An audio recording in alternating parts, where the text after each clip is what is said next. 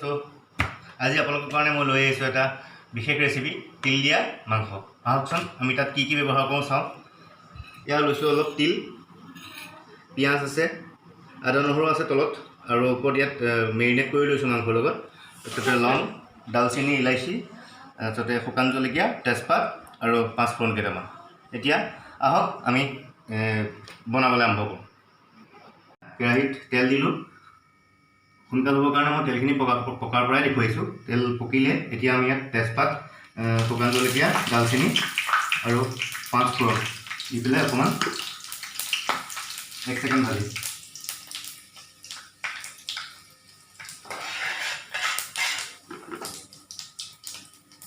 এতিয়া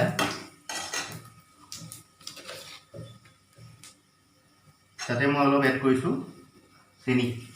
কালাৰটো ভাল আহে, টেষ্টটো হয় বাৰু।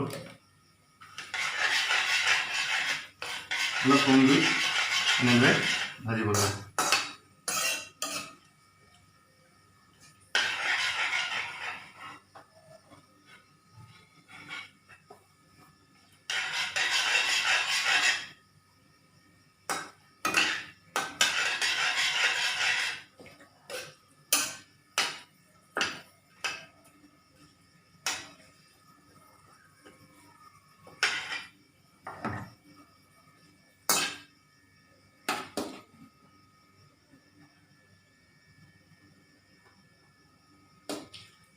এনেদৰে ভজাৰ পিছত চেনিটো অকণমান বুৰবুৰণি আহিব ৰঙাকৈ, তেতিয়া আমি পিঁয়াজখিনি আৰু বিলাহীখিনি একেলগে এড কৰিম।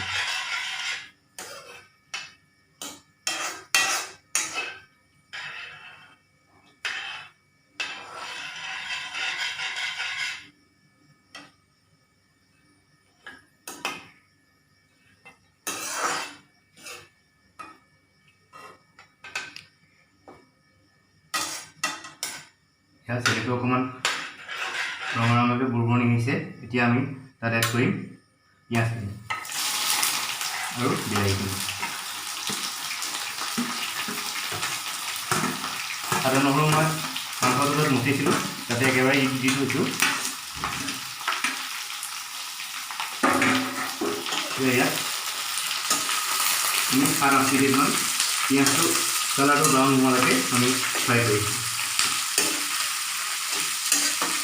আৰু ইয়াত দিবলগীয়া বিশেষ এতিয়া মছলা নাই, কাৰণ মছলা দি আছিলে জিৰা, ধনিয়া, অকণমান ৰেড চিলি, চব মাংসতে একেলগে মেৰিনেট কৰিছোঁ। মাংসখিনিত নেমু অকণমান দিছোঁ, মেৰিনেট কৰোঁতে এড কৰি ৰাখি দিছোঁ।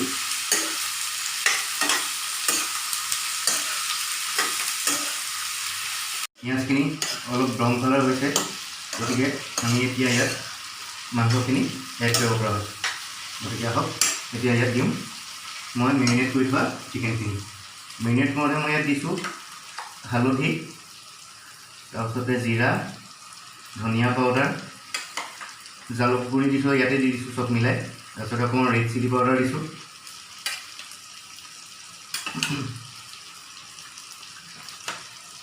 আৰু অকণমান নেমু ৰস দিছোঁ।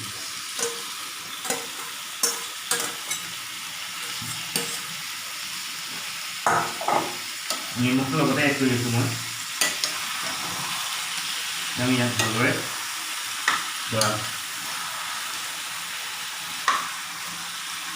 খালি কেৰাহীখনতকৈ মাংসৰ পৰিমাণ যদি অলপ বেছি হ'ল, একো নাই, হৈ যাব।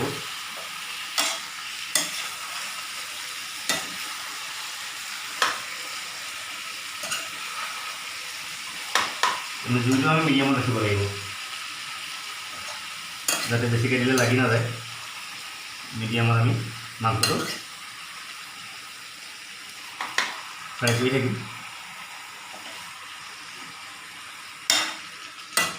20-25 মিনিটমান সময় লাগে কমপ্লিট বনি হওঁতে।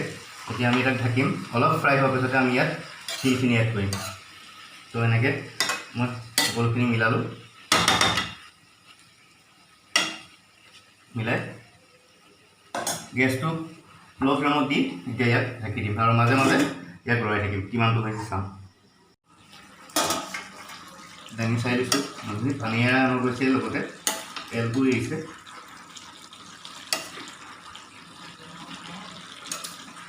আধা ফ্ৰাই হৈ গৈছে মোটামুটি। এতিয়া আমি ইয়াত তিলখিনি এড কৰি দিম। বেছি তিল নিদিওঁ অলপ তিল আমি এতিয়া এড কৰিম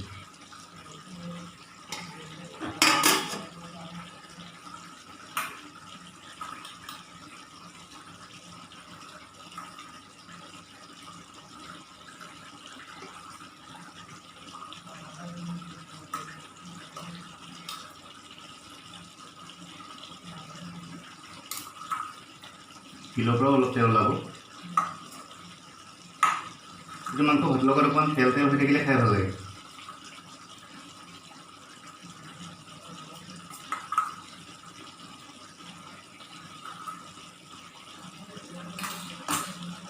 বাকীখিনি তিল মই ৰাখি দিছোঁ এতিয়া আমি ভালদৰে মিশ্ৰণ কৰিম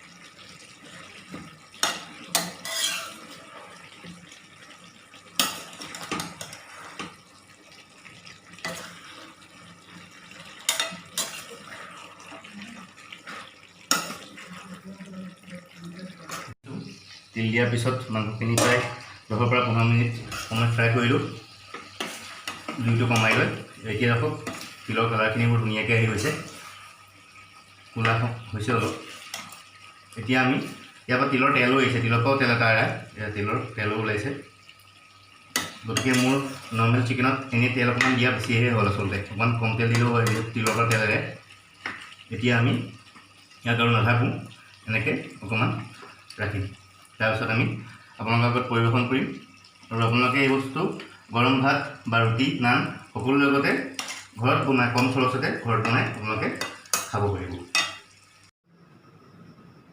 এয়া আজি আমি কমপ্লিট বনাই শেষ কৰিলোঁ তিল দিয়া চিকেন যদি আপোনালোকে ৰেচিপিটো বনোৱা চাই ভাল পাইছে তেন্তে আপোনালোকে লাইক কৰিব শ্বেয়াৰ কৰিব ছাবস্ক্ৰাইব কৰিব ধন্যবাদ